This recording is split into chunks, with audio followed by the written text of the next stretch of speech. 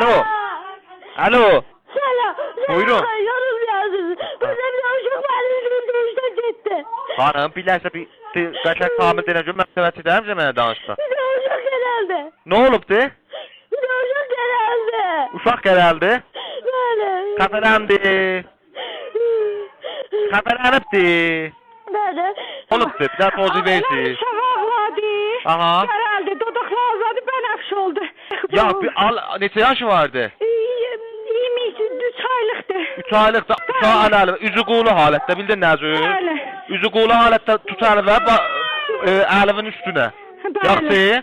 Başın tut aşağılıq. Bəli. Tut aşağılıq. Dalısından o bir əlivindən vur. Tez vur dalısından. Kürəyindən tez vur. Vurdum. Tutup da aşağılıq. Bəli. Nefesi geldi ağlıyor. Ya ağladı düzəldi. Bəli. Əlam düzəldi bax.